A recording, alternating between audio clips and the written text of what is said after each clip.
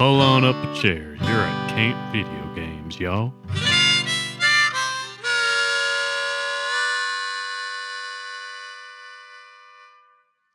Well, hey there, campers. Welcome to Camp Video Games. This is Junior Camp Counselor Sean, and over there, that's Junior Camp Counselor Josh. Campers, I've become aware there's a man in the woods wearing a tree trunk as clothes. He's throwing leaves at people, and they're very sharp. I don't think that's a man. I think it's a man made of metal. We call them robots, and he's very deadly. Stay away. That's right. This is Camp Video Games. This is a podcast where we talk about video games and their adaptations to other multimedia. And this week, we're just talking Mega Man at large, specifically the Nintendo Entertainment System series of Mega Man games. Well, that's right, fella. We're talking the first generation of the Mega Man series. This is like the NES, the first 6 games, or that's at least what I played, and then a couple of those Game Boy games as well. And there's more, and I know it, but we're just talking.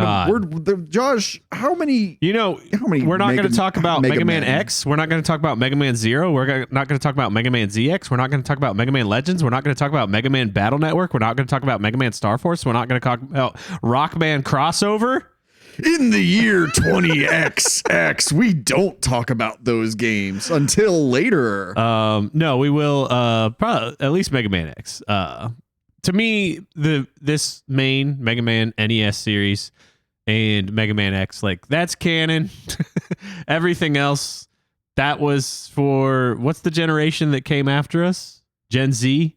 That was their series. All those like Mega Man Battle Network and ZX and like all this stuff. I never touched any of that. Are we millennials? I think so. I don't know. Does it matter? We're all going to die at the same time it's all anyway, made up. because the planet's burning, and what we really need right now is a robot savior. Yeah, that was just a very complicated way of saying like Mega Man and Mega Man X were the ones that I was the right age for. Yes. Boy, howdy. We're talking Mega Man. This is one of those series that when you think of video games as a loose concept, Mega Man fits that description so perfectly. Like, what is a video game? It's Mega Man. It's a Mega Man. Okay, Mega Man, the fighting robot Mega Man. What's his real name? Rockman? Why? Japan likes music? Basically. That's about as deep as it goes, as far as I know. So, there's that. Well, they have a trend throughout of there's Rock, and then his sister Roll. They're the first robots made by a nice scientist named Dr. Light. Oh, I hate to break your heart, but you're already wrong about Mega Man lore. Oh, wait, okay. We got Blues, Proto Man. Wait, who's Blues? God dang it. That's the Japanese name for Proto Man. Okay. That's Mega Man's older brother. Okay, campers. Here at Camp Video Games, we like to just take a little side step away from the lore and all of the things that make these video game properties so special and unique. And we just like to talk about them at face value. Yeah. We're saying, wait, does it matter whether or not it's the year 20XX or is it just 20X? Does it matter? Is our life going to change drastically as a result of being wrong about this? No.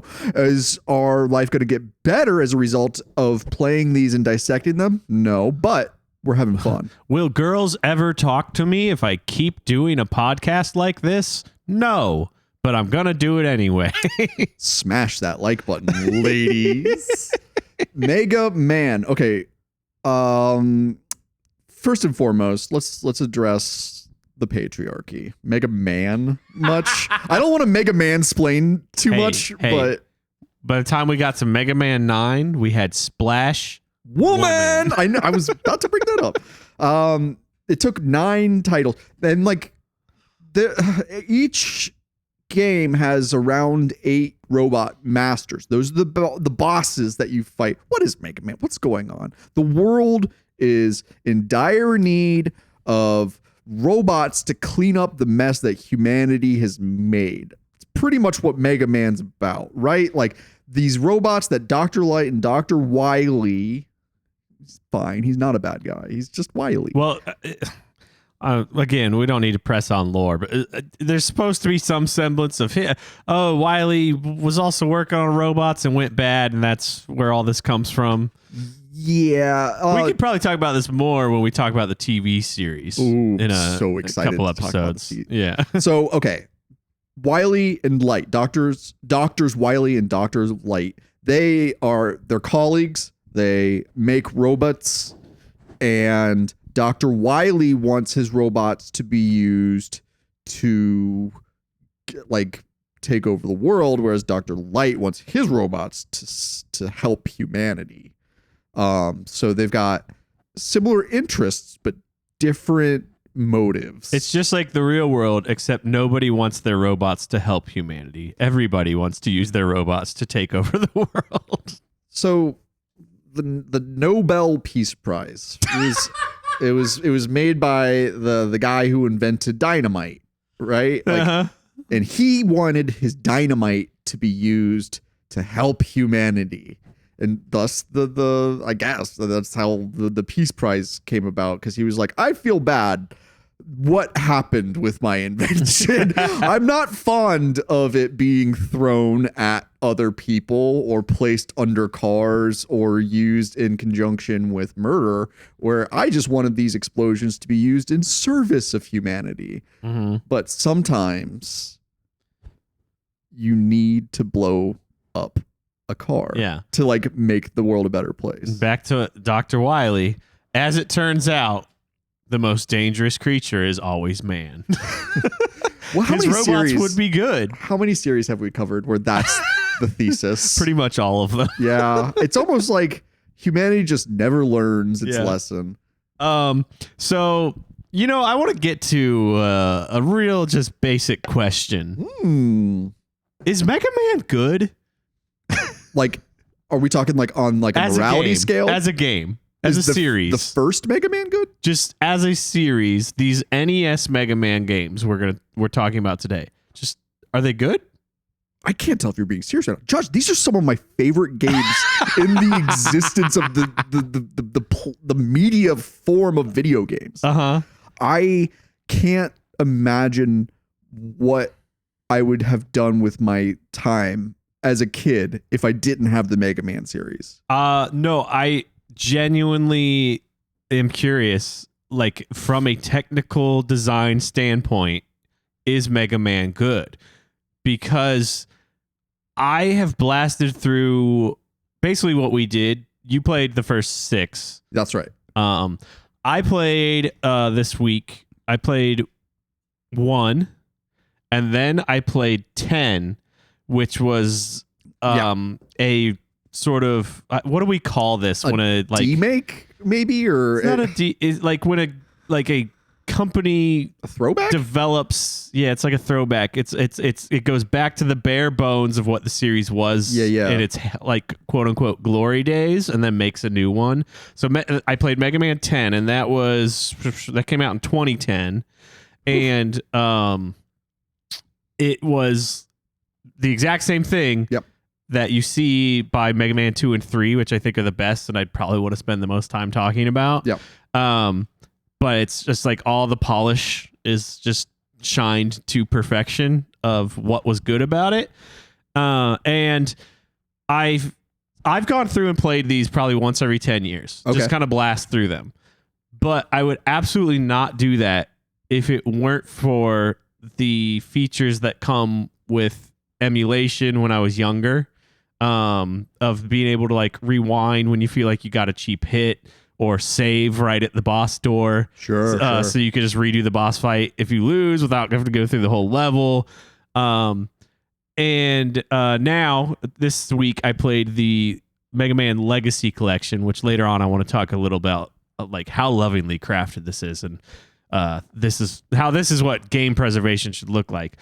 But I found myself asking like over and over and over again, like, as I'm playing it, I'm like, does this even like feel good to move? And the guy, does it feel good to play? Does it feel intuitive? Is the process of like discovery fun in Mega Man? And I'm like, I genuinely don't know. Every time I play one, I literally just like Google Mega Man 3 boss order. Of course. And like, and then just kind of rip through it.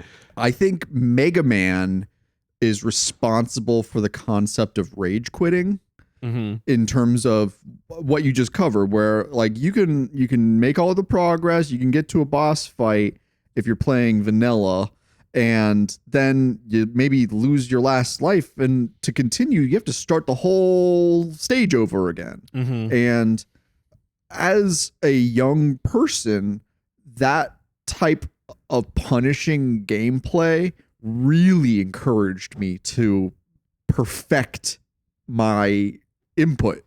And I'm not an athlete, but I'm a Mega Man player. Yeah. Like I've played this game so much, and I say this game because 1 through 6, well, I mean, I guess 1, 2, 3, 4, 5, and 6, and then 9 and 10.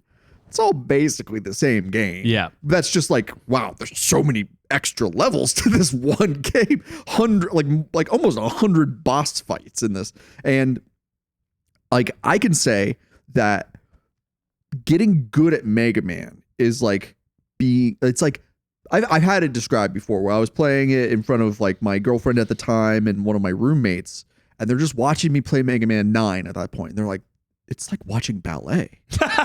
They're like, Sean, are you doing that? Like, did you make Mega Man do that thing? And I was like, yeah, that was me. That was me. And it feels so good. I think there is a lot of joy to be found in the Mega Man series simply because it allows you to refine your movement to such a perfected like route that it's almost like shoulder to shoulder with some modern games in terms of replayability and like just the fucking intense gameplay that requires absolute concentration.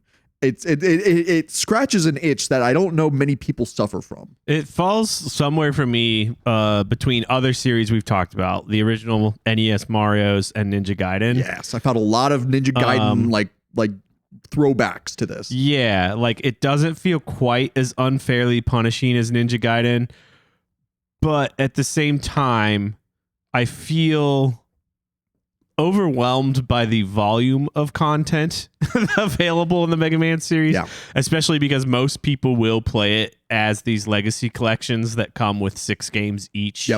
At this point, that I felt no compulsion to learn, and like you're describing of like learning a good route, learning a safe way to move through the world or through a level, and like have good strategy, and like, oh yeah, I'm up against this enemy that I could either lose a lot of life, like say like a mini boss. I can lose a lot of life fighting this mini boss, or I can whip out its weakness that I discovered through trial and error. Like Mega Man doesn't inspire that in me the way Mario does. Yeah. And I feel there's something about its design that is lacking for me that it does not. Like it feels, there's more moments that feel like kind of cheap, unfair, like especially like a lot of jumps and gaps. I'm thinking I'm going to bring up a specific Dustman stage in Mega Man 4. There's a lot of gaps where you jump and there's these guys that shoot up that are designed to make it so the first time you jump over a gap, you just immediately fall in because you hit it. It's very Ninja Gaiden-esque. That's the garbage level. Yeah. Yeah. That is a tough level. And once you've run into it once, now you've like, you learn to be weary of every pit and you can kind of practice it. But yeah, there's just, I don't know, there's something about its design that it doesn't feel like Mario. I feel like it's telegraphed well enough that a decent player can sort of navigate a level well their first time, whereas Mega Man feels like it's got more, it leans more to the Ninja Gaiden cheapness. Yeah. Where you're just going to be like, F this, that like you just get thrown in a pit unfairly, and it doesn't inspire me to learn it the way that it sounds like you do. I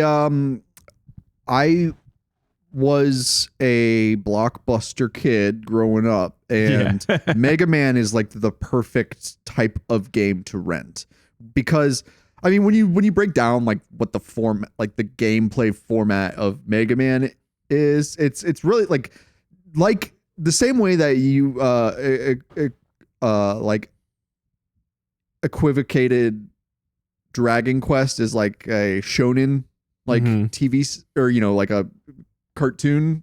Mega Man is very much like a tokusatsu, like your Power Rangers, your Ultraman, your Kamen Rider. And I do enjoy that aspect of it. That's both what appealed to me about it, aesthetically and in like spirit form. Like, because like Mega Man, if you're not familiar with Mega Man, like Mega Man is one of those characters that like is universally recognized too. Right? It's like, I mean, he's been around for 40 years at this point almost, and I mean, he's developed and he's had the growing pains that video games have had at every step. We've had different kinds of Mega Man games, barring like a first-person shooter, but like Mega Man's pretty much done every other type of game as a license.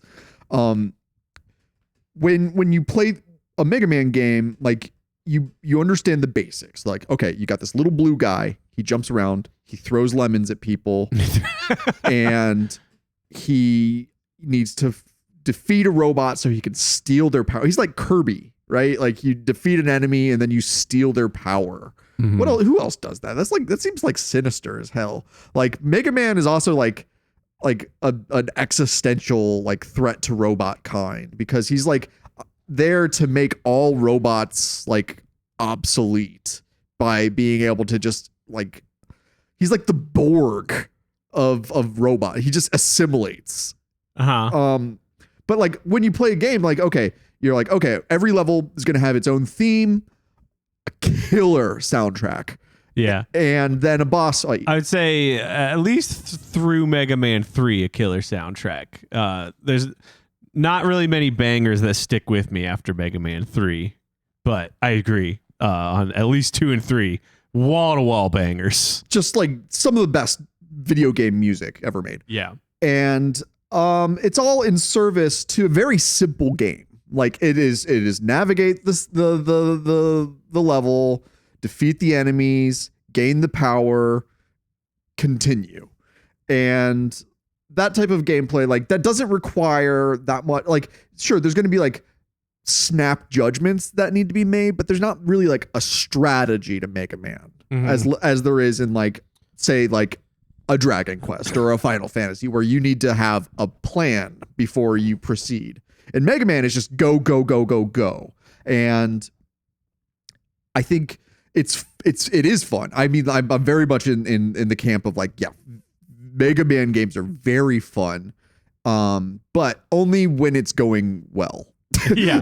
So I want to go back to what you said about like, oh, I was a Blockbuster kid, and that concept of like you rent it and it's all you got. That's so all you've got. Accept like the unfairness of it a little bit, and there's some willingness to replay levels, et cetera, et cetera. Maybe I ruined Mega Man for myself by being such like a early adopter of both the internet and emulation. Sure. That like, honestly, by like 97 or 98, I was emulating Mega Man games and had save states and rewind accessible to me. So while I did start as somebody who, I believe my memory is that I had been playing Mega Man 2 like at friends' houses, Yeah. And then I personally finally got Mega Man 1 for a birthday at some point, which when you've been playing Mega Man 2 is a little bit disappointing. It's a downgrade. I think it's maybe like worth discussing the differences in those for in a little bit. But so I had Mega Man 1. I believe we're going to keep going down this memory train for a second. My friends Pat and Bob had a Game Genie. Nice. So that you could get infinite lives, but it didn't have like a infinite like energy or the weapons. Both weapons and your life bar. Yeah. But you did have infinite lives. So with that, we were able to make it to I forget the name of the boss, the eyeball boss in Mega Man 1. The Yellow Devil? The Yellow Devil. Just the stupidest, most unfair, difficult boss fight. That side of Dark Souls, basically. Yeah. Oh, you're saying the right things here. Yeah. This is, again, the reasons you didn't like Elden Ring. Mm-hmm. Which I do now. Which you do 150 now, hours later. After you got really good at it. Yeah. But the thing about Elden Ring is they've learned from these design mistakes. Yes. The run back to a boss, and we talk about this all the time, is usually 20 to 30 seconds. And you don't have like a drain of resources that's happening after each loss. And then you're not limited, like in Mega Man, you have lives, right? You usually start 3 lives at the beginning of the level. You lose maybe 2 getting to the Robot Master and you beat him, and now you've got 1 life left. So you choose another Robot Master to play. Do you just immediately jump in a pit so you can get your 3 lives back and reload? And it's just like, and that design, I think all the way through to 10 never changes. Correct. And I'm like, that's why I like that question of like, is Mega Man good comes up, because we still aren't evolving like these details. Some would say that the format's been perfected and there's no need to evolve. Like it really, I think this is apples and oranges, where it's like some people like them, some people don't. Like Mega Man obviously is a successful series. Mm-hmm. It is, next to Street Fighter and Resident Evil, the reason Capcom is still in business. Yeah. And let's also acknowledge, like, I've already said, I blast through these NES games or a couple X games once every 10 years or so. Yep. And like they are core memories of mine. Like I still like them, like I don't know like why I keep coming back to them. Anyway. Well, you gave me your Mega Man 1 NES cartridge and the Mega Man Anniversary Collection as a wedding gift. Yes, because so you know how important it is to me, obviously. Yeah, it's like I grew up with it and it was important to me, but I know it was more important to you. So I was like, I'm going to let Sean have these sort of relics. Relics is a good word. Yes, because obviously I've got the means to play in these games, but having the physical media is such a special thing, especially with a series like Mega Man that is just so difficult. I mean, like, it feels like it's like any victory in a Mega Man game is a hard-earned victory. So once you do it, you just go like, yes, like I did it, despite the repeats, despite the deaths, despite the cusses that I said. I beat this Mega Man game. Yeah. And I'm that's bragging rights. And like coming back to like what the general like gameplay is, like you get to this big, the game starts with a screen just showing you 8 different robot monsters to fight, robot masters, that is.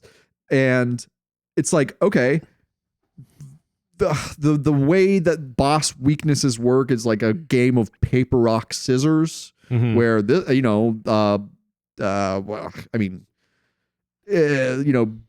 let's see. You start with Metal Man, and Metal Man then gets Bubble Man, and Bubble Man does. Talk about Mega Man 2 right Heat now. Man. Like there's an order, and it makes sense, but it's not something that I've ever memorized. And it is one of those things that, like, as a kid on the bus ride to school, that's what the kids are talking about. They're like, oh, but if you use Metal Man, like that's the most effective weapon in the game, and you can do that. And like those little moments that you have with kids where you're all talking about the same thing and it's equally important, and you're looking for that feeling for the rest of your life.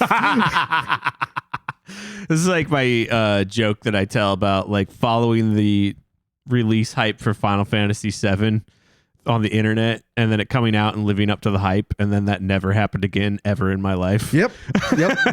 Glory days. So on the topic of like the Robot Master weaknesses, I agree. It feels good. It feels somewhat intuitive, like for the first 3 games or so. Like you can kind of suss out and maybe make an educated guess. Yeah. Like if you're really using the tools and thinking about them. I bet fire works on Leaf Man. Yeah. one of those that type of very basic, like, oh, sure. And then by the time you get to 4 and you've got Pharaoh Man, Skull Man, Ring Man, it's like, what? How would you figure out which things are weak against what without infinite guessing and checking? Yeah. I mean, you start a game or you start a fight with a boss and like you could just cycle through the weapons and see what works, but you're going to lose a life if you do that. Like boss fights are brutal. And the idea of the boss fight in a Mega Man game, it turns into like, okay, like, Mega Man is one of those games where it's like it's a screen by screen progression through the level where you're not chasing enemies through an entire level. You're going to deal with enemies on a screen and then you proceed. And then with a boss fight, you're stuck in one fixed area. And sometimes there's going to be some terrain to deal with, but most of the time it's just it's like being stuck. It's like you're stuck in a prison cell and you got to fight it out with your they're not called roommates in prison. What are they called? Bunkies? Bunkmates? No. Yeah. Cellmates. Yeah. And like to the point where it's like the boss fights just feel like a fighting game. And then later in the series, they're like, we made a fighting game just using Mega Man bosses. And it works because like when you have the full range of different move sets and weapons that Mega Man can utilize, like feels like a really well-rounded, cool boss in his own right. Like Mega Man is just like, he's so adaptable and he's like water. He can just, take the shape of anything that he is occupying. Mega Man is fun. Mega Man is fun, Josh. Yeah. I dare say. Yeah, it's weird. It's like I would say it's fun, but there's parts of him like that aren't. I don't think are very good or aged very well. And this is all like, of course, with 2025 hindsight, you could say that as my critique I often make of older games is how they don't respect the player's time if played as designed. Yep. In that there is a little too much guessing and checking, and like that frustration that comes like when you get to a boss and you only have like one life with half a health bar and you've got to rapidly kind of guess, oh my god, which thing am I going to be able to hit him with, is to me more frustrating than fun.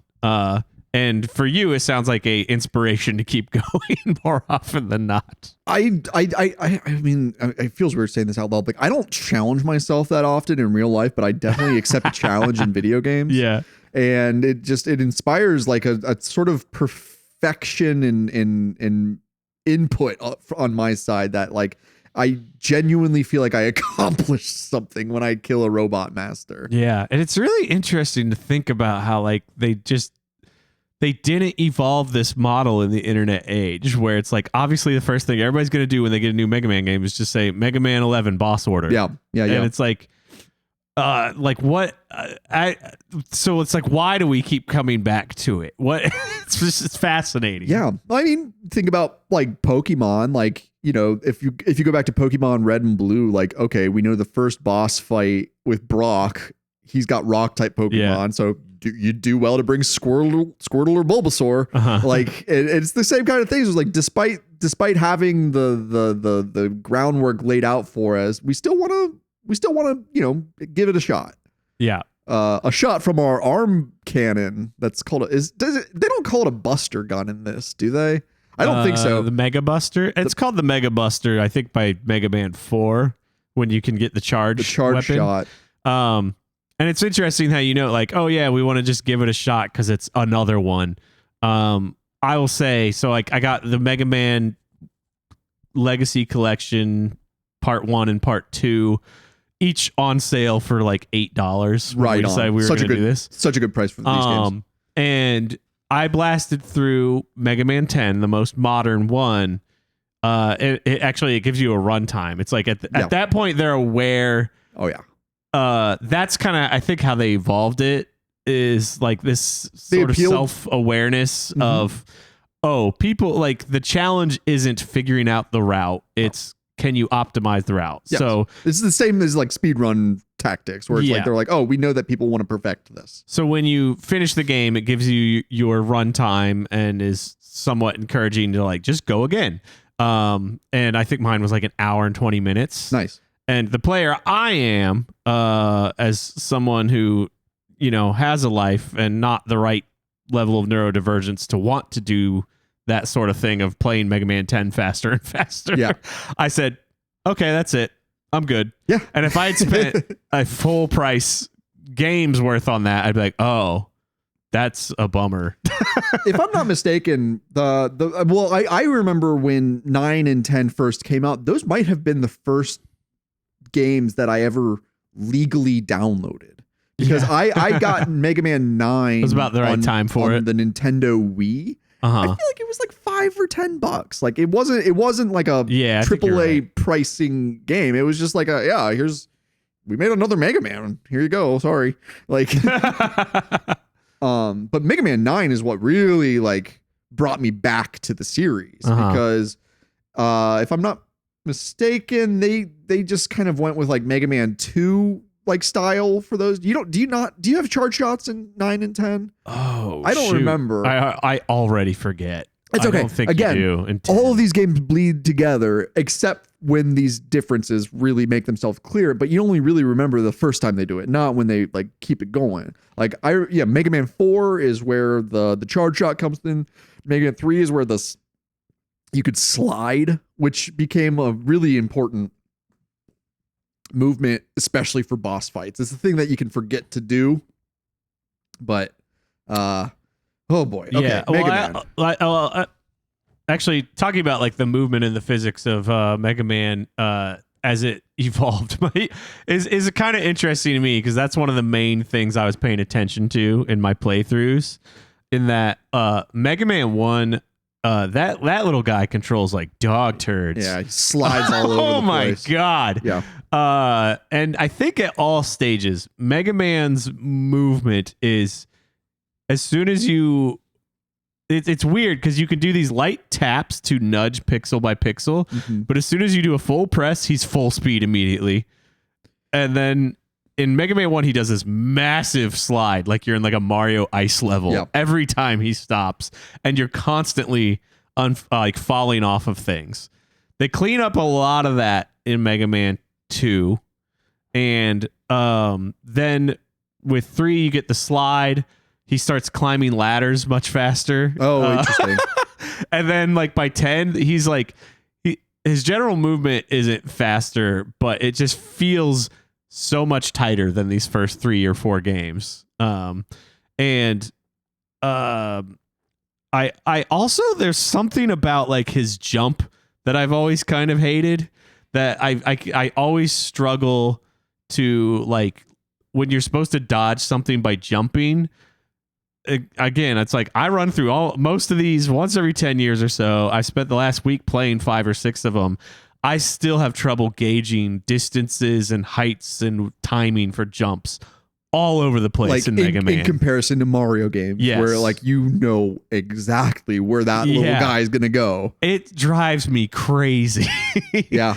And it's definitely the worst in 1, but it never really like feels tight to me the way Mario does.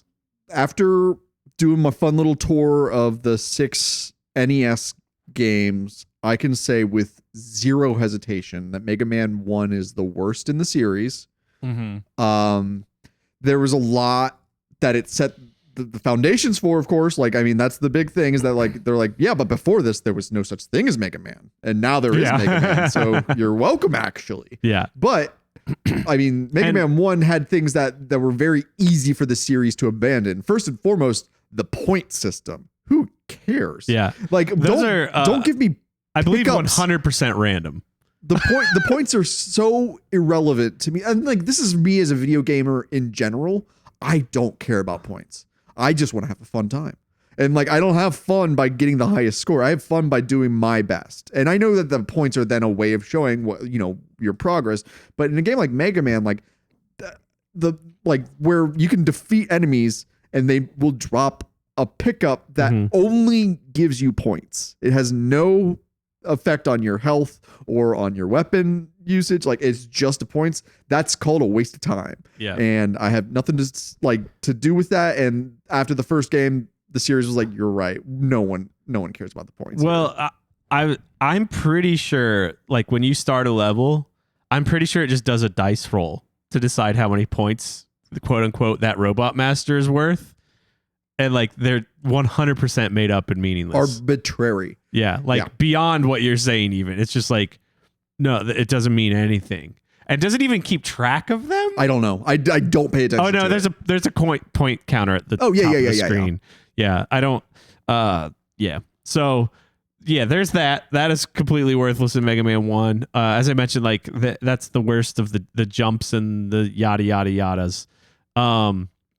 There's also like some weird kind of like routing problems in Mega Man 1 because there's like the beam item, which I believe you need at some point, right? Don't you need that in one of the Wily stages? The beam item that creates a platform. Yeah. Fuck, man. I don't know. I'm pretty sure, and correct me if I'm wrong, I'm pretty sure like you need that in one of the Wily stages and you can't replay levels. So like if you need Gutsman's item to get it in a Lekman stage. So I think if you miss it, you just miss it and you soft lock yourself. This is something that the series improved on by like there are like weapons that are not necessary for the game to be beaten, but they will make it a heck of a lot easier in a lot of the cases. I think you're right about Mega Man 1. And I know that in Mega Man, is it Mega Man 3 that introduces Rush? Yes. Yeah. So in Mega Man 2 then, the things that became Rush, which was like the jet, the coil, and also I think that beam as well. Or no, they had the platform. What am I saying?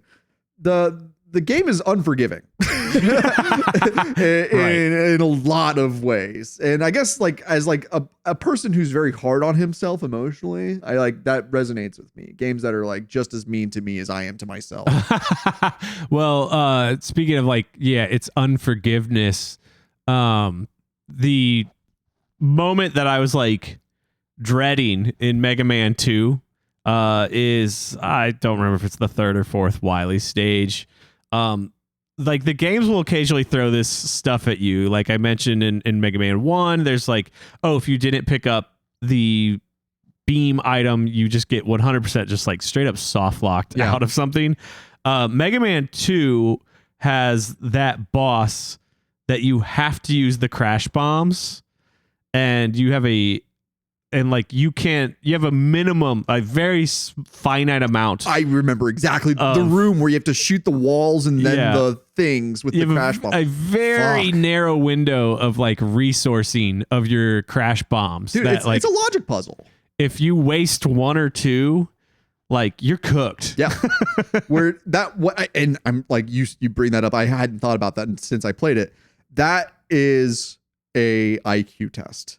Like that shit is like, they're like, okay, yeah, you only get maybe like 15 of these shots, and there's like 6 or 7 of these things that you need to destroy, and they're all behind a wall that also needs that weapon to access them. Here we are. Yeah, I brought up I've been trying to find my way to the footage. If you play it, if this is up on the screen for the campers, it is, yeah. The way that I would do this to save my bombs is you got to look at it and say, okay, what ones are actually accessible without destroying the walls? Which, like, side note, these things are firing almost undodgeable shots at you every 3 or 4 seconds. In my experience, they are undodgeable. And so I dodged 1 or 2 times when I was down to like 2 or 3 of them. Your health's getting whittled away. Yeah. You've got a finite amount of ammunition, and it's just, I mean, it's a slog, but when you're able to figure it out and you can do it well, it feels so good. It's so hard. Yeah. But I'm glad you brought this up, because this is one of those parts of the game that I was like, that's really hard. Like Yeah. this is it's more than just being a hard boss fight. It's like I got to use my brain and like do some thinky thoughts for this, and like I was not prepared for that. This is like the most punishing thing about a Mega Man game is not being able to spend time learning the boss. Because I just on screen if you're watching the YouTube version, I died. And I remember exactly what's happening. I just wanted to see how far back it sends you if you die. And I saw it sends you to these like platforms. You got to wait for these platforms to go around the room. Each room takes 30 seconds or so. And then you got to run down this long hallway. And then you get another shot at the boss. Yep. Brutal. It's insane because like your brain just like, it just doesn't work that way where like, I can like take in the information I've learned from my attempt of this boss and retain it and then go back through all that stuff and then try it again with what I learned. It's crazy. I never in a million years would have done this without save states. Never. I've maybe made it this far without them, but I definitely never beat it without them. That's what separates the Mega Boys from the Mega Man. I'm fine with that. I feel no shame about that. I remember as a little kid, you know, probably in 1991 or 92 when these games were still coming out hot off the press, I got into an argument with one of my classmates. He was like, yeah, Mega Man, but like he's just a boy. I was like, no, he's a man. I was like, but they're like, look at him. Like I was like, no, that's he's a Mega Boy to me, and I love my Mega Boy. Yeah. He's very, very cartoonish. And that's why they made Mega Man X is to make him tougher. What's a real 90s tough dude Mega Man like, you know? So he's a little too anime for like the American audience. Oh, sure. And if you want to talk about like American audiences not buying stuff because it looked too Japanese, we can talk about the cover for the first Mega Man game. The Western cover is one of those like, you know, so bad it's good album covers that makes it just like you're like that doesn't look anything like the character on the screen. Yeah. And they did a bad job in general. Have you the European cover on the other hand takes the basic costuming and like westernizes it in such a way that it's just like, oh, chef's kiss. It looks so good. But at the end of the day, I just want the sweet anime style. I just want to see my boys. My Mega Boy. Yeah, it is very funny. Like the Mega Man is just like one of those quintessential examples of like what they thought American audiences would and would not put up with, right? So what I'm trying to do is, this feels like a good time to talk about this Legacy collection. Yeah. Because it is, again, very lovingly crafted. And which one was the one you were talking about? Which box art? The original? The original Mega Man 1 box art for the US. So it's really funny to me because, all right, so what we're going to do is we're going to pull up in the Mega Man Legacy collections, they provide a database and a quote unquote museum for each game. Mm-hmm. So I'm pulling up the museum, and I got Mega Man 1 for my birthday, probably when I was like 6 or 7. Right on. So like, they put, oh my God, it's amazing what they did with this. They actually hunted down like original box art, and like did this like very proper folding, and you can zoom in, you can even see like where they're damaged, you know, like this is a truly original box art somebody scanned. I love it.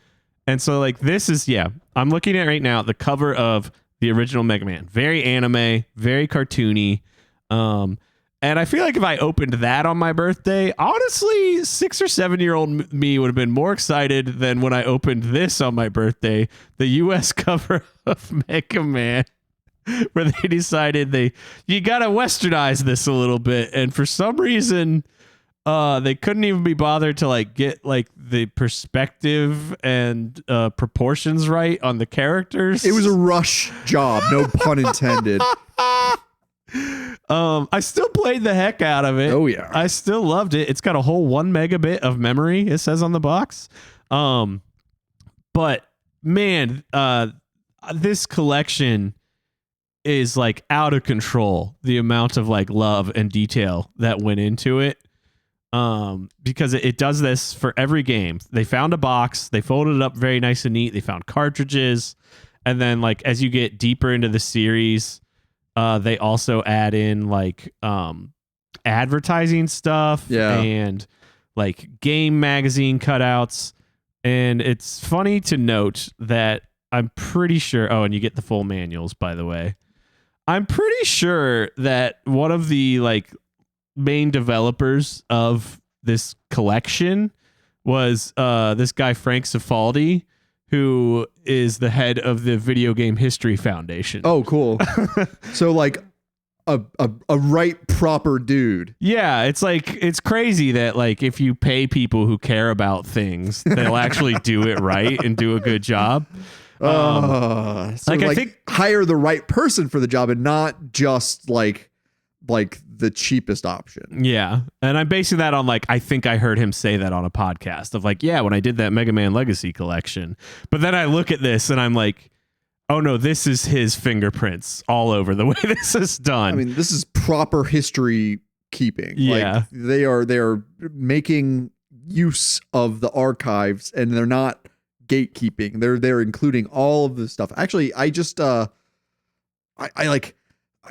think about the amount of like gaming magazines that like are now completely defunct and gone. And it's like I just got very sad thinking about like the amount of like physical media that has no electronic backup that is just dead to the world. So, you know, what's funny is I was about to mention that I'm pretty sure the Video Game History Foundation just a few weeks ago, they launched like their like server database, because what they've been doing is collecting old game magazines, scanning every page, and now we're trying to just make it accessible for people who are just want to browse it, want to use it for like history, content. I want to be able to do a hot button search, like just like Control F, and have access to that stuff. Yeah, that would really, I mean, I don't know, that would change, like that would make it so much easier for modern video game journalism to continue to build on the reporting done decades ago. So I'm pretty sure that's what their like library and archive is. That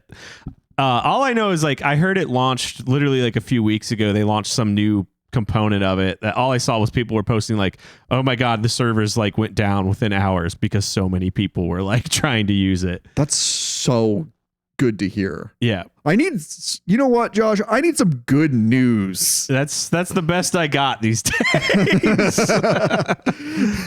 Actually I'm just reading like a little bit of info from their website. Their digital library platform launches with access to a curated selection of materials from their library, which include over 1,500 full-text, searchable, out-of-print video game magazines. That's good. That's really good. I just like felt like I took a nice hot shower. I just flipped over to that page. It looks pretty good. It looks pretty good, man. Will you send me a link to that? Yeah.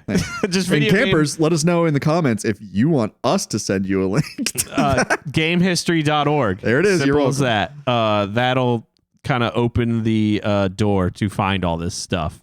But I would love to see more game collections like this. Like I'm thinking of, they did the Castlevania recently one of this. It's similar. I haven't looked through it, but I believe it's in the same spirit as this. Yeah. And like the Metal Gear 1 through 3 ports, they did a good job of some of this like preservation stuff, that it comes with the original NES Metal Gear 1 and 2. I don't think they did all this like art and development stuff and these like little searchable databases.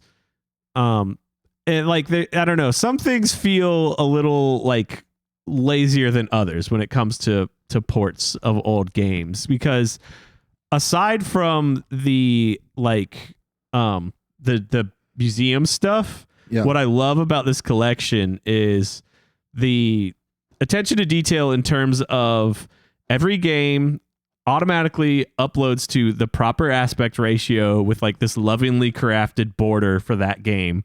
You can select from like 3 or 4 borders. You can make it plain black on the border. You can stretch it out if you want to stretch it out. Yeah. And then there's like a little rewind feature that you just press L and it'll rewind. You can completely ignore that if you want, or you can abuse it like I did. Yep. And then if you press the minus or select button, you're playing on the Switch. Yeah, I'm playing on Switch, so it's the minus button.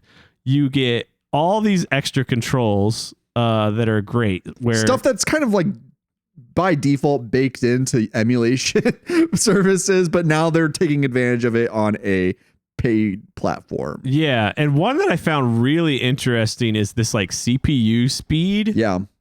Which I believe does that cut down on slow? Like I believe what it does is like clean up places where frames would drop. Yeah. But then it lets you keep it original. So I'm guessing that's for like people who are like, oh, I'm doing speed runs in like this proper OG tier, but I can still use this. It has like a CRT filter, which is maybe not as great. It's a decent attempt, but it's like probably the best CRT filtering they could come up with in like 2015. Yeah, I mean, it just adds better. Those little scan lines. It looks fine. Yeah, it doesn't look like a genuine CRT, but it's probably a little better to some people. And then on top of that, if we go back to the main menu for like the whole collection, this is where it really blew my mind. Is where is it? Each game has challenges. Oh, cool. I didn't mess with these a lot, but it's this. They took a bunch of like little segments of each game, and you can do these like speed run challenges. And I think like they have like leaderboards for each like tier, or not each tier, but like for like turbo mode and regular mode. That like somewhere's they're like maintaining a server of leaderboards for this. That's wild. Like Nintendo can't be bothered to do that for a lot of games. Like I'm pulling it up for like, here's the leaderboard for one of them. And I was able to like watch other people's playthroughs. Like they're even keeping that data. For some of them it's not there. Some of it is. It's but it's like mind blowing to me. That's the way it should be, man. That's respecting the community. Yeah. That is responsible for this company making billions of dollars. Yeah. Very well done. I wish I had played this collection instead of my like original hardware that I played on, because what'd you play it on? I played my NES. Oh, wow. I played it. That is insane. Oh my God. Were you using passwords and stuff? Because we haven't talked about passwords. I don't mess with passwords. Okay. So if I were to like kind of like my play style for Mega Man is like minimalist. Like I use special weapons almost only on Robot Masters or on spots that they are required. Other than that, I just stick with that little blue fella, and I like to keep that. It's like, I mean, it's like to talk about a different Capcom property. It's like playing Resident Evil knife only, where it's just like, it's like, no, let's make this hard. Like, let's make this as hard as possible because I'm trying to get the most out of this single title. Yeah. I wish that I had played through on this Legacy collection, because that turbo, what was it? The computing speed or whatever. Yeah. I forget which Mega Man. I think it's Mega Man 2 that has Snake Man. That's 3. Yeah. The worst boss fight. When he shoots his 3 little snakes that start crawling around the screen, it's like beep, beep, beep. Yeah. Beep. The slowdown is agonizing. I would really like to play through on full speed ahead with no problems, because I know that if I were playing this on Switch, I'm pretty sure the Switch can handle it playing at full speed. It's running on fumes, but it can handle the original Mega Man's pretty well. I should hope so. So wait, are you played and beat these on cartridges in one sitting? Yeah. Can I ask, like, what was your average run time? Like 2 to 3 hours. Holy moly! Yeah. Okay, because like the footage we've been using is my run through of Mega Man 2. The full video, oops, I got the wrong screen up. The full video is 2 hours long. I think my runtime was probably 145, and I'm abusing the ever-loving heck out of save states and rewind. I dip my toes in some of my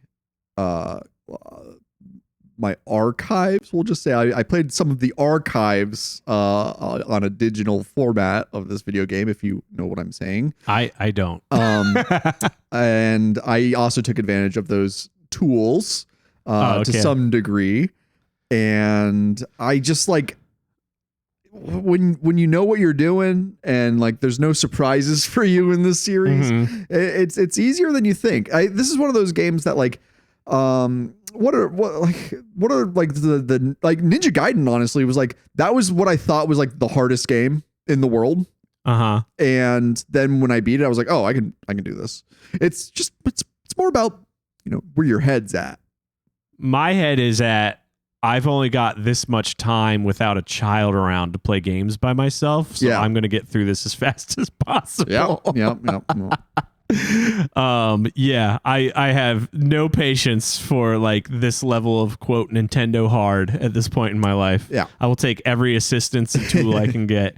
Cause it's like, I can still enjoy the charm, the design, and, you know, all the little details that make it that for some reason I go back and I blast through these every few years, but, absolutely no time or patience at this point in my life to really deal with them as intended. So yeah, I'm a farmer in the middle of winter right now, so I've got a little bit of extra time in terms of like I'm not out in the garden right now. I'm just kind of like waiting for the sun to return full time. So these are the dark days where I can just sit and play some Mega Man for a couple hours. Yeah. I'm curious, like, if you have thoughts or like things you notice about how like the difficulty fluctuates from game to game, or how they balance difficulty differently. That was the thing that I think I noticed. This is like what I noticed for the first time in this playthrough. Like that's kind of what was new to me.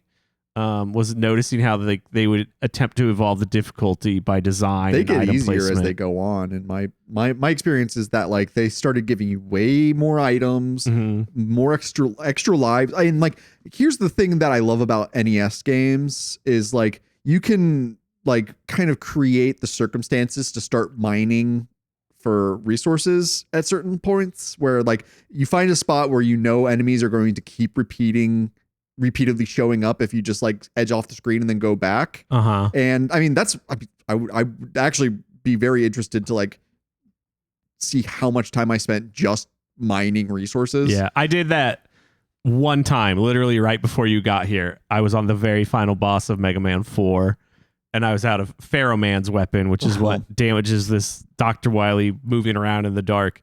And there's like these little caterpillars that I just had to restock on. And I remember doing a lot of that as a kid. I mean, that's where like this game like taught me about like resource mining and like just like being able to kind of like gamify a part of the game that's not even like that's arbitrary. It's like, yeah, just being able to like, for me, it was like there'd be spots where like there's you know, an enemy will show up on the very edge of the screen.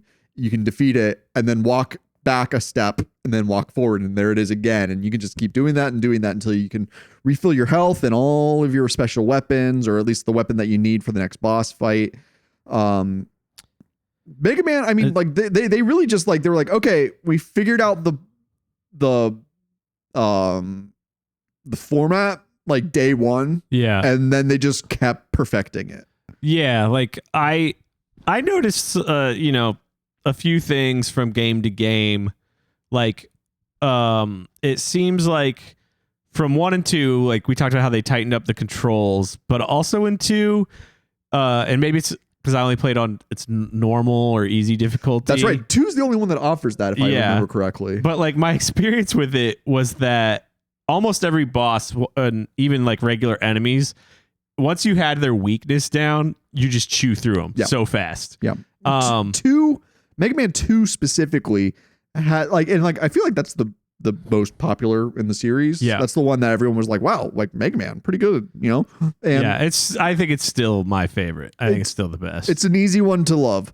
They nerfed it a little bit. I feel like they made it almost too easy with normal difficulty, whereas difficulty would just be on par with a normal playthrough of any other game. Yeah. And then with 3, there was, to me, 3 got really difficult because of, it's like they double each game is almost like it's divided into half. It's like the Robot Masters and then the Wily stages. And 3, they added there's 4 more stages before the Wily stages that you fight the Mega Man 2 Robot Masters. Right. Yeah. And those are brutally punishing. I didn't care for that. I thought, I already feel like they're copy and pasting a bit too much from game to game. Mm-hmm. And then for them to be like, and here's the bosses for Mega Man 2. I was like, I just spent hours beating these guys. Can I just get some new bosses real quick, please? Especially on a new game. Because the other thing that Mega Man titles always make you do is you go through the bosses the first time, you beat all of their respective levels, and then when on your way to Dr. Wily and Dr. Wily's castle, you're going to have to fight those bosses again. So by that point in Mega Man 3, I've already defeated the Mega Man 2 bosses twice, and now I have to beat them again without their weaknesses. Mm-hmm. Well, with sort of, because they're like being mixed with another robot that has its own set of weaknesses. Yeah. So it's whatever. I don't know. I just felt it was lazy. I just saw that as like a cop out. Yeah. And that you get to them having already fought through pretty difficult stages. And pre-internet, you have no concept of like what Mega Man 3 boss weapon will work well against this Mega Man 2 boss. And the weapons in 3 are not great that I recall. Like there's not, it's all blur to me at this point. Right. Yeah. I just this is more like my vibe from playing it was like, I just remember in Mega Man 3 being like, God, these, like, I think of like Gemini Man's weapon where you could shoot one beam and then you're stuck waiting for it to bounce around till it hits something before you can use it again. I hate it so much. Like I remember a lot of like things like that in Mega Man 3.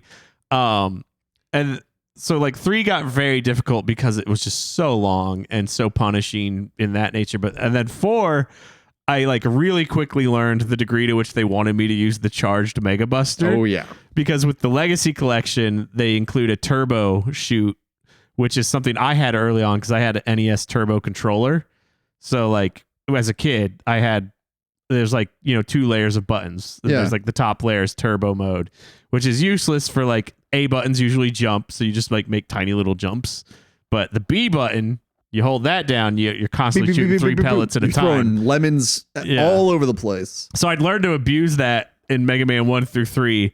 And then in 4, I want to say it's like Toad Man or whatever is the first boss you fight with the Mega Buster, and I'm just like turbo blast shooting him and nothing's happening almost. Like his life is barely draining. Oh, fun. So they're telling you like right away, like, no, you got to get used to using this charge shot. And then you find there's a lot of regular enemies that take very little damage unless you use the charge shot. Mm-hmm. It was interesting. I don't know if there's anything like that you noticed in 5 or 6 worth mentioning. Feel free, but well, you mentioned Toad Man, and he does the acid rain. Yeah. Which what would you call that type of damage effect? Like it's a area. It's not even area of effect. It's just all area damage. Yeah. If you use it, if he uses it, you're taking a hit.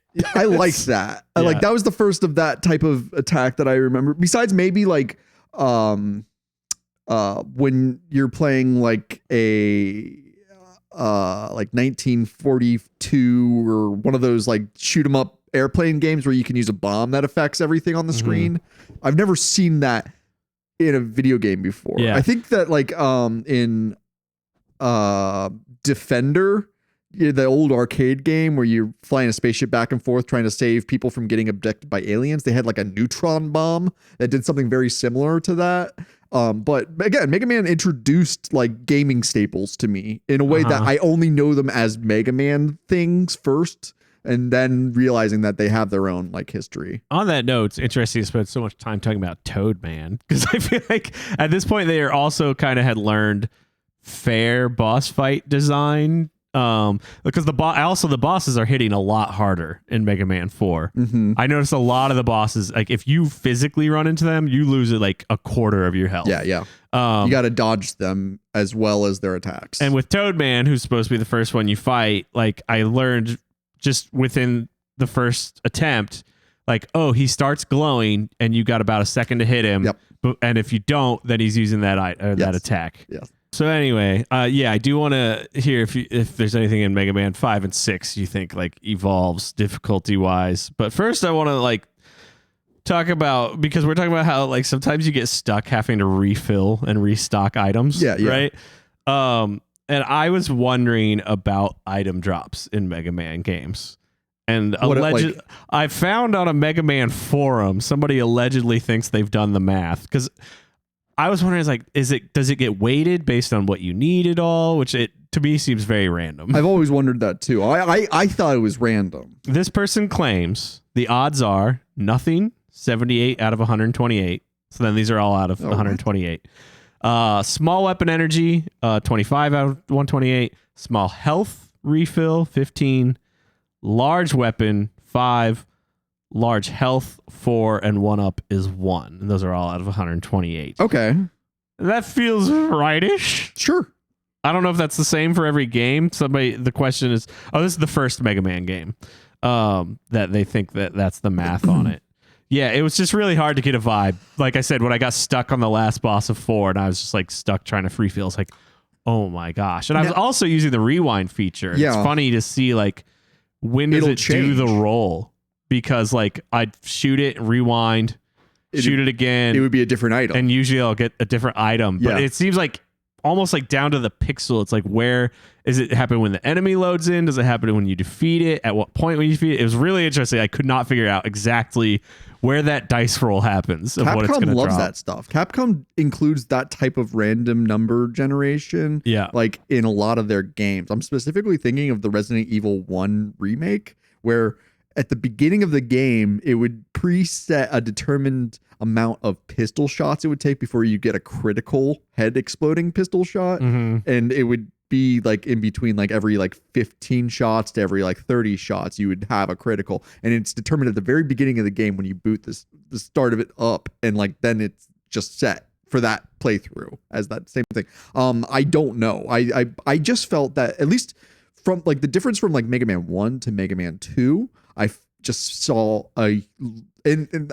I played Mega Man 2 on normal difficulty, not on the hard mode. I felt that the item drops were way more generous and plentiful.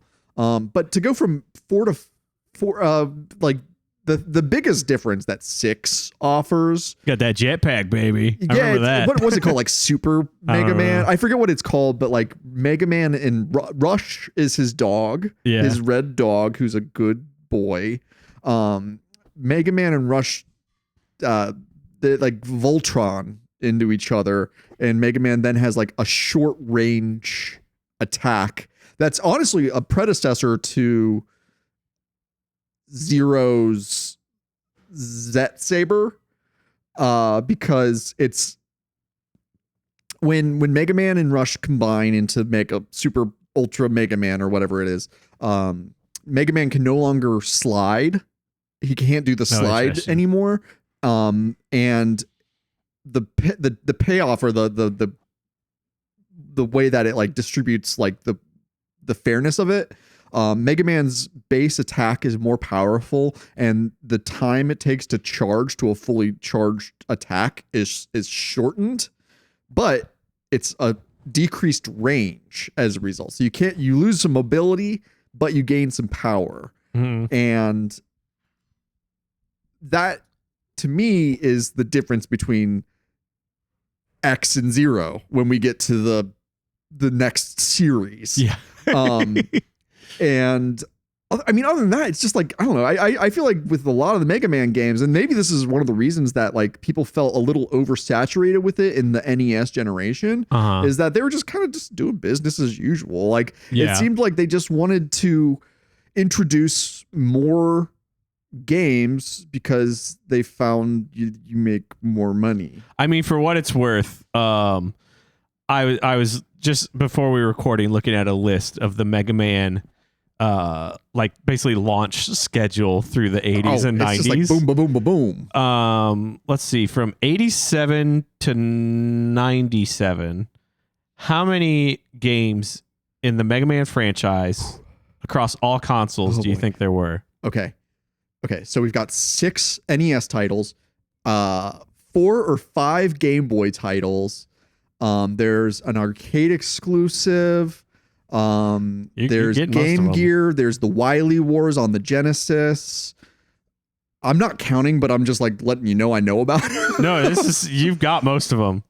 And then I mean we also had like Mega Man 7 was on the Super Nintendo. 8 was on the PlayStation.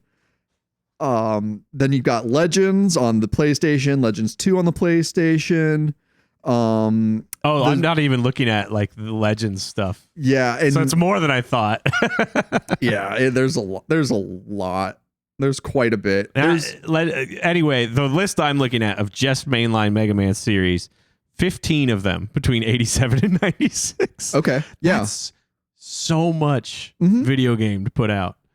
That's a lot. That's 1.5 a year. Yeah, it's like a tokusatsu where they're just it's that's a good point. The bad guy of the week. Like that's all it is. And oh yeah, the bad guy is every time it's Dr. Wily. Yeah. If there's like, oh my gosh, there's someone else doing something, it's Dr. Wily. Yeah. But it's a running joke. Back to like the design evolution, the one thing I just want to note about 10 that I really like is this accessibility feature that easy mode puts hovering platforms over a lot of the cheap pits. Nice. Which I greatly appreciated as somebody who was like, I understand Mega Man difficulty. I've been there. I was 7 years old once. I don't need it again, but I do want to see like, what stages did you put together for this? What are the bosses like, you know? And then for somebody who can't handle the difficulty, it's there as well. So I loved that. And then it also adds, I think they had this by 5 or 6. Are the shops in those? There's item shops that every time you finish a stage or you game over, you've been collecting a currency and you can buy, the most useful one is a item that automatically refills your lowest weapon tank. Yeah. Every time. So you don't have to swap between the items before you pick up a weapon fill. Which is the most aggravating thing in Mega Man to me. That started with 9, I believe. They're at least not present in 5 and 6, which are the ones I played most recently. Yeah. I don't know. That's kind of my general thoughts on Mega Man. I don't know if we talked enough about how much the music slaps in 2 and 3, but it's all timer. Did you play any of 7 or 8? Yeah. Oh, 7's great. Yeah, 7's pretty good. I didn't play 8 is awesome too. Oh, and also Mega Man Soccer. Oh, I played a lot of Mega Man Soccer rocks. I rented Mega Man Soccer over and over and over again, and then when I had a ROM, I played it over and over and over again. Yeah. I don't know why. There was just something really satisfying about like, it was designed very poorly in that like there was just one strategy that you would use for every single level. Nice. And I feel like it was like you'd like run up to a corner and then cross over to one of your players who had a shot that could blast through the goalie, like their mega shot or whatever. And that was like the only way to score. And I was just so good at it that it was just satisfying to just redo that over and over and over Dude, again. It feels good to win. Yeah. That's what Mega Man teaches us. I played enough of 8 during this last couple of weeks just to remind myself of like those cutscenes that everybody memes. We had to stop Dr. Wily. I don't hate it. And like the opening cutscene so good. is really good. Everybody makes fun of like the Dr. Light's voice dub. It's pretty silly. Which is like, it's whatever. It's a Capcom game in the 90s. It's going to have bad voice acting. Yeah, but I was like, this is a good anime cutscene. It's really good. I wanted that as a series, but instead, we got I hated the way he moved. Like in the game? Yeah, there was just way too many frames of animation for him running that it felt like moving through molasses. Is 8 where you get the soccer ball as a weapon? Yeah. That was so fun. I really loved that. Yeah, and I thought that could have been fun, but it was just like his legs are doing so much movement to go nowhere that I just couldn't deal with it. It drove me crazy, and I turned it off after 10 minutes. Yeah, because the strength of the Mega Man games is the fluidity of motion. Like any good platformer, it's really just about like, how do I achieve this difficult maneuver as gracefully as possible? Yeah, and Mega Man allows for some graceful movement in my take, at least. I mean, not in mine, but I've lived and breathed this series. It's one of the, I think we call it a coping mechanism, but Mega Man has been there for me. I'm excited to go through, because I've never beat any of the X titles, and that's about to start happening now that I've blasted through the first 6 Mega Man games. Feeling real good about myself. What platform do you plan to use? I'm gonna probably emulate them, or I might get the X collection. Yeah, I've got it. You know what? For legal reasons, I'm going to purchase the X Legacy collection. If it's still on sale with this one, again, they were like $8. Yeah, it's absolutely worth it. I'll just say in advance, X3. If you make it to the last boss, you don't have to finish it. I'll just find a YouTube of the final cinematic and I'll be good. We'll talk about that later. Man, but are we done for this week talking about it? I mean, like, what are you talking about? Like, okay, Mega Man, he's blue. He bombs. He the blue bomber, like all these weird nicknames for Mega Man. Yeah. Well, I don't know. I'm just thinking about this mostly just because I switched my shareable footage here over to my run through of Mega Man 3, and my background is Mega Man and Proto Man, and there's something almost like cute about the attempts at lore in Mega Man games. That's why we didn't even bother. It's so hard to like make sense of it. But like, we don't have to bother talking about it, but Mega Man 3 is where they did start trying to add a little piece each time. And in Mega Man 3, there's no text. There's no like voiceover. There's no dialogue, but you keep running into this red and gray robot. Yeah, he's originally known as Break Man because anytime you'd fight him, he would then break a section of the map that would allow you to proceed to the next screen. Yeah, and then there's just literally 10 seconds of content at the end of the game that's just like, oh, by the way, that was your brother. Yep. And he saved your life, and he loves you. Yeah, and he saves your life after you fought him 5 or 6 times.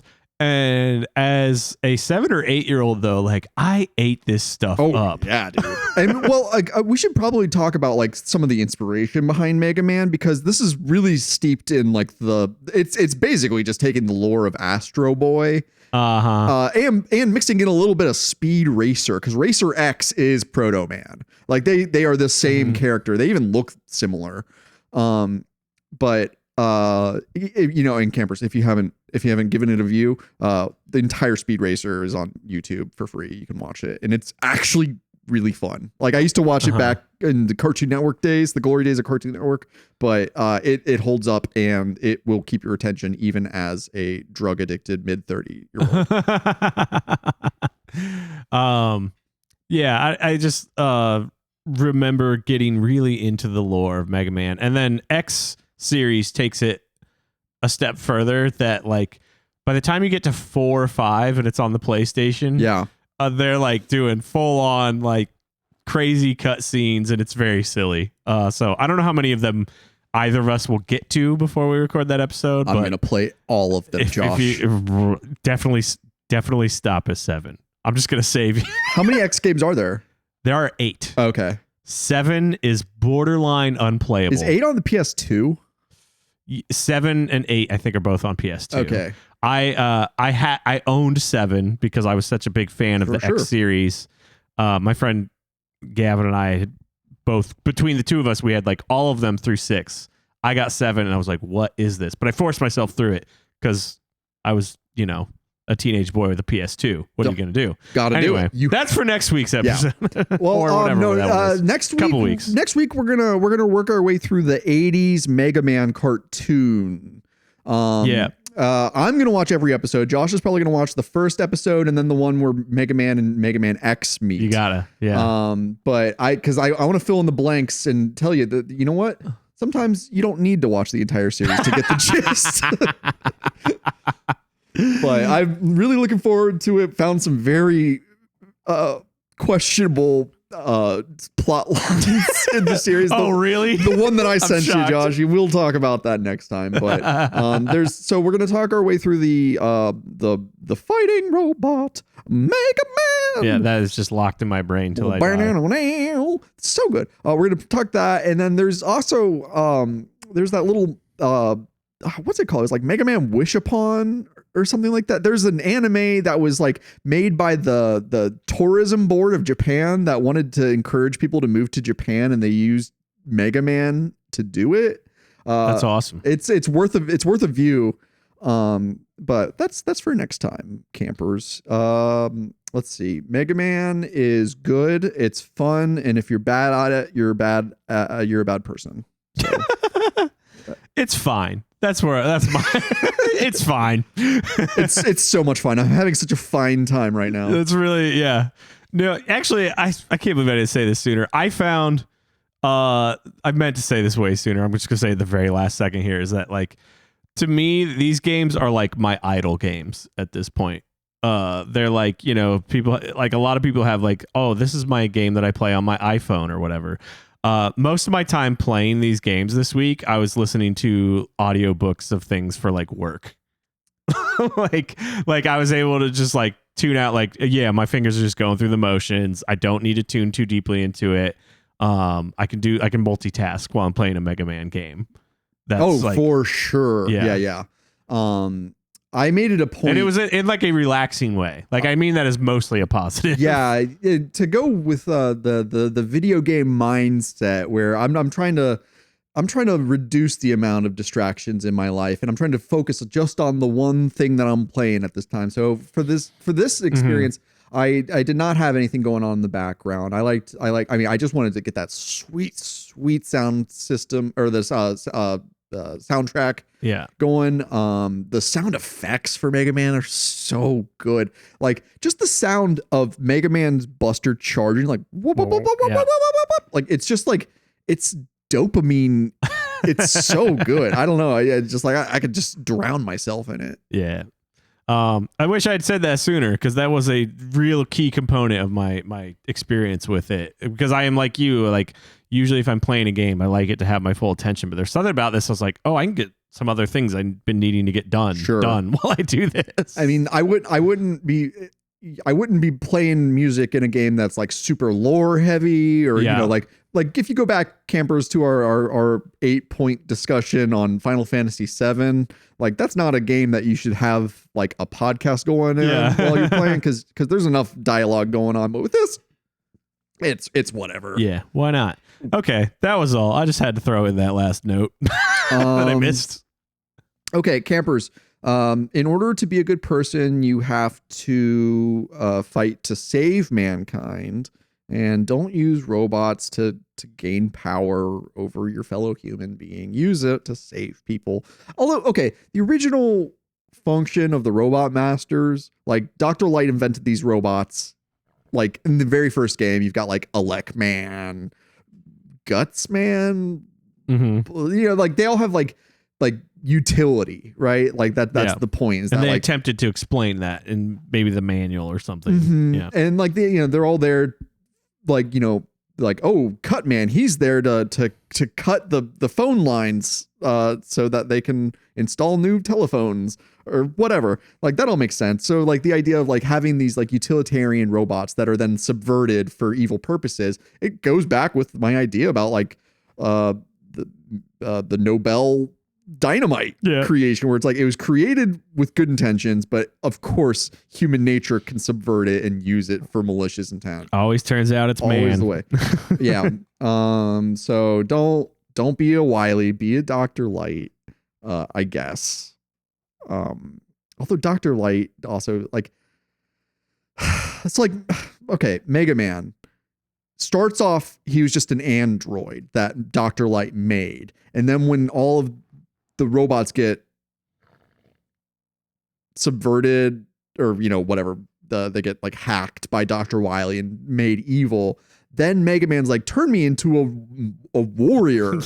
Turn me into a real boy, but with a gun. A real boy. And we'll talk more about the Geppetto Pinocchio idea that is presented with Mega Man and Dr. Light later, but it's just an interesting idea of like Dr. Light wanted to have a son, so of course he made a robot, and he didn't just, you know, fall in love and, you know, make a son the old way. Yeah.